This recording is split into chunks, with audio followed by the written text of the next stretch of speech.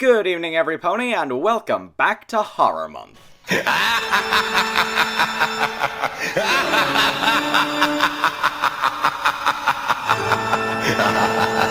I'll never get tired of that. We pick back up in this month of terror with a story about my favorite background pony, Octavia, in the very well-known story A Puppet to Her Fame by Caden. This is a story that I've always really known about, but haven't really checked out until very recently. And now that I have, I gotta admit, it's pretty damn good. The plot goes like this. Octavia is born to two conservative unicorns, who hate her because she isn't a unicorn. She's locked up in her house and forced to play and compose music in order to carry on her family's legacy of great composers and musicians. She mysteriously receives her cutie mark after being knocked out, and also begins seeing strange gossamer strings with hooks attached to them that seem to show up whenever she's composing music. Once she turns 18, she meets Lyra and Vinyl and forms some friendships with them. Friendships which become a means for her to escape the cruelty of her normal life. From there on in, it's a story of abuse, mystery, and finding happiness in the darkest moments of your life. And I will say straight up that this has become one of my new favorite stories.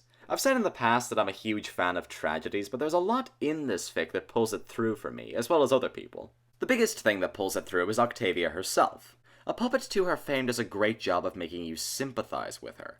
And granted, you could say it's very easy to sympathize with a pony who's abused by her parents, but it's the lengths that the abuse goes to that will have you wanting to see Octavia make it out safely. All you need to do is read the first chapter of this story and you will know what I'm talking about. Because we know what she's put through, you're constantly concerned for her safety. Even something as trivial as staying out too late has dire consequences on her, and as a result, you're praying for her not to do something stupid when she goes out. By the time the story's over, she's been put through so much pain that you just want to hug the poor girl.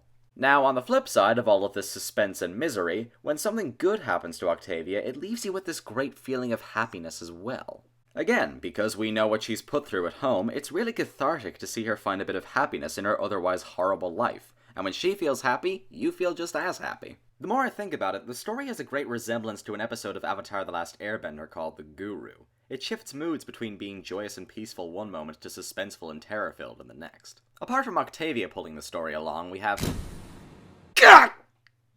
Oh! Oh, jeez. Sorry about that.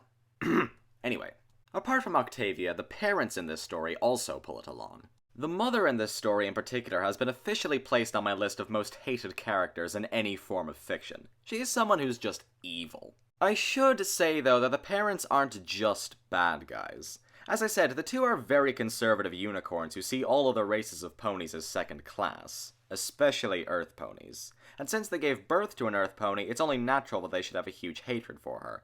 But they also keep her around to prove to the father's parents that they can make a worthless mud pony into a great composer.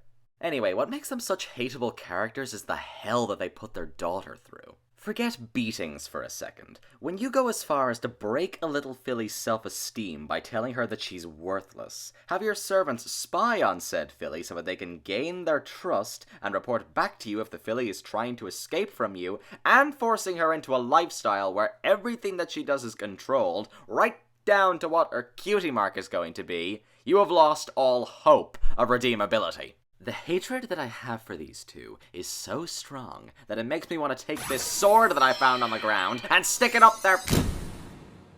God! Ah, fuck. God, what was that? Okay, I'm gonna wrap up the last of the good things quickly. So one thing that I really like about it is that you can never tell what direction the story is going to go in. It keeps you guessing at what's going to happen right down to the very last chapter. And the ending is certainly going to surprise you. Throughout the story, Octavia is constantly asking to go out to bars once she meets up with her friends. What it breaks down to is that Octavia wants to be drunk so that she can't feel the beating that her mother will give her when she gets home. The bar is her form of escape, and the idea that in order to escape her pain she feels that she has to get completely drunk makes you feel a lot more sorry for her. And even though it isn't as horror-based as Nigyeb is, there still are some horror elements in it. Like there's some great bone-chilling lines from the father at points, and even those aforementioned hooks manage to add in some horror elements, especially in the final chapter. So, while I can't really say that A Puppet to Her Fame is flat-out scary, I can't deny that it's definitely creepy. So, I've practically sung this story's praises to high heaven. I absolutely love it. but there is one little thing about it that does kind of bug me. Now, this isn't really a major criticism, just something that I personally felt after reading the story, so just take what I say next with a grain of salt. I think that Octavia's father is an unnecessary character. Not that he's a bad character, I just think that he could have been taken out of the story and it still would have functioned perfectly fine without him. My main problem with him is that he just barely does anything. He has very little to do in Chapter 1 aside from setting up some plot points and delivering a very well-written creepy line at the end. And while he does have more to do in Chapter 3, I think that all of his actions could have been replaced with the mother carrying them out and they still would have had the same emotional effect. And he does practically nothing in Chapter 2 aside from one very short action right at the end. Again, he's not bad, but I think he could have been taken out and he wouldn't have been missed at all in the grand plot of the story. Or, hell, if you want there to be a father mentioned, maybe have him leave the family because he was so disgusted with Octavia being an Earth Pony. Maybe have that fuel some of the mother's anger and have her outlet for that anger being abusing Octavia. But I'm just bitching and moaning at this stage. Even with that said, I still love this story. The plot's interesting, Octavia is well fleshed out, and the entire thing is an emotional roller coaster. If you haven't read it yet, give yourself an extra treat this Halloween and do so. God! Oh. Okay. I'll just take that one as punishment for that joke and I'll stop the review here. Thank you very much for watching. I'm EmeraldComet. And I think I might need to go and see a doctor.